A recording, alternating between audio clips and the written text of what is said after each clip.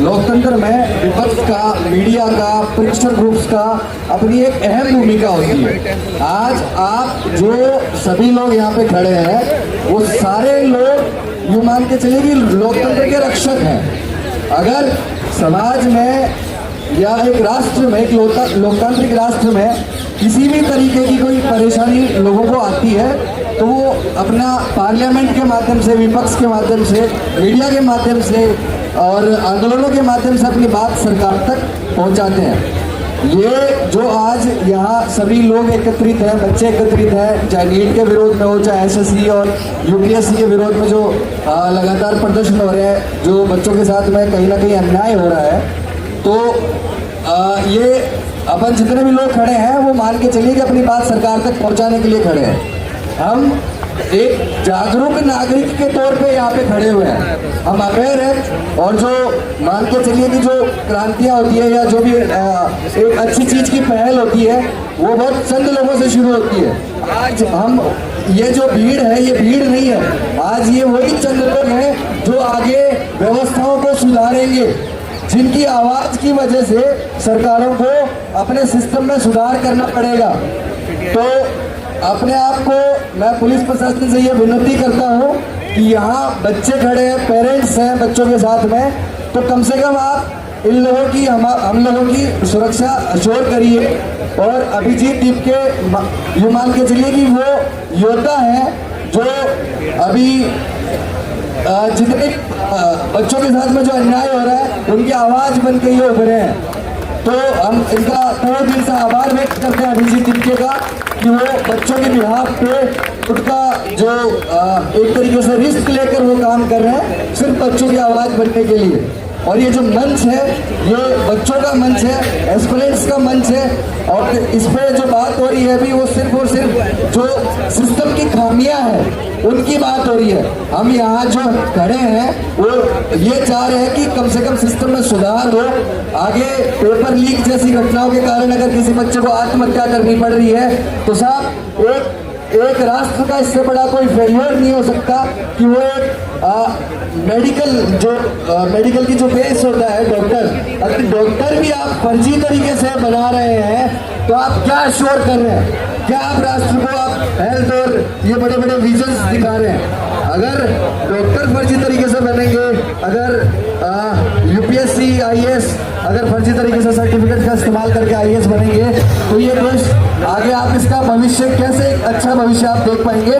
तो हम जो है आज कुछ साथी हमारे हैं यूपीएससी को लेकर जो इस बार अनसर्टनिटी रही और जिस तरीके का टूटा गया है वो सीधा बच्चों के साथ में अन्याय हुआ है। आप कैसे अपेक्षा करते हैं कि एक गांव में दूर सुदूर किसी गांव में बैठा हुआ लड़का अगर अपने बिहाफ पे तैयारी कर रहा है तो वो ये पेपर सॉल्व कर पाएगा?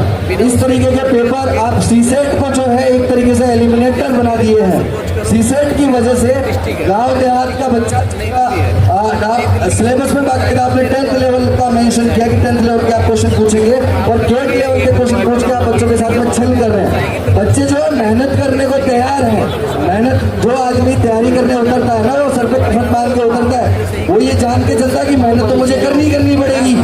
तो अगर उसके साथ में इस तरीके का छल होगा कि सिलेबस में कुछ और एग्जाम में कुछ और पूछा जाएगा तो ये एक तरीके से उस बच्चे और उससे जुड़े सभी लोगों, उसके परिवार के साथ में अन्याय है। और लगातार ये चीजें चल रही है, बच्चों पे यूपीएससी के द्वारा भी बच्चों पे लगातार एक्सपेरिमेंट किए जा रहे हैं। ये इतना सम्माननीय आयोग रहा है, इस पे कभी कोई क्वेश्चन मार्क नहीं लगा। सुप्रीम कोर्ट ने हाल ही में मिसाल दी है एनडीए बोर्ड नीट की एग्जाम्स के लिए कि जो है नीट की जो एग्जाम है वो यूपीएससी से आप लोग सीखें। यूपीएससी जिस तरीके से कंडक्ट करवाती है पेपर, आप लोग भी उस तरीके से पेपर कंडक्ट करवाएं। लेकिन शायद माननीय सुप्रीम कोर्ट का ध्यान इस तरफ नहीं गया है कि यूपीएससी भी अब उतनी क्रेडिबल नहीं रही है, कहीं ना कहीं उनकी तरफ से भी खामियां की जाने लगी है, चाहे वो आरक्षण का दुरुपयोग हो, चाहे फिर वो पेपर में बच्चों के साथ में अन्याय हो कि सिलेबस के दायरे से बाहर पूछा जा रहा है। इस बार माननीय चेयरमैन साहब ने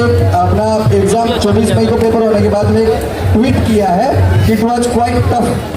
उन्होंने जो है जो बुक्स का जिक्र किया, पीआईबी का जिक्र किया, लेकिन सर क्या आप ये अपेक्षा करते हैं कि एक गांव देहात में बैठा हुआ बच्चा ये सब इन सब सोर्सेज तक उसकी पकड़ होगी? अगर कट ऑफ मान के चलिए कि कट ऑफ गिर भी रही है, तो कट ऑफ तो सर अगर 120 भी चली जाती है, जो कि पिछले समय में 2014-15 के आसपास जाया करती थी, उसमें क्या परेशानी है। लेकिन एटलीस्ट चीजें जो बच्चे का मेरिट चेक किया जाए, ना कि बच्चे की किस्मत चेक की जाए। तो हमारी आयोग से अपील है कि कम से कम चीजों को ट्रांसपेरेंट रखें और एक लेवल प्लेइंग फील्ड सेट करें, जिसमें कोई भी बच्चा लेफ्ट आउट फील ना करे, चाहे वो ह्यूमैनिटीज के बैकग्राउंड का हो, चाहे वो किसी गांव देहात का बच्चा हो, चाहे वो किसी अमीर आदमी का बच्चा हो, सबके लिए एक लेवल प्लेइंग फील्ड सेट होना चाहिए। हमारी आयोग से यही मांग है। साहब, हम मेहनत करने को तैयार हैं, बशर्ते मेहनत का जो आकलन है वो मेरिट पे किया जाए, ना कि लक बेस्ड क्वेश्चंस पे। और सीसेट एक तरीके का एलिमिनेटर हो गया है। हमारा आग्रह है कि अभी प्रिंसदास सर ने जो कमेटी बनी है सीसेट पे, उन्होंने भी रिकमेंड किया था कि सीसेट जो है वो नेशनल नहीं है, या तो उसको हटाया जाना चाहिए या उसको कम से कम नेशनल बना जाए, लेवल प्लेइंग फील्ड रहे। तो बाकी जो है इस मुद्दे पे मेरे साथी और बात करेंगे जिन परेशानियों से हम जूझ रहे हैं। तो हम चाहते हैं, मीडिया से हमारी अपील है कि मीडिया के माध्यम से आयोग तक बात पहुंचे, सरकार तक बात पहुंचे, ताकि आगे सुधार हो। रोबिन अब आगे हमारे साथी बात करेंगे।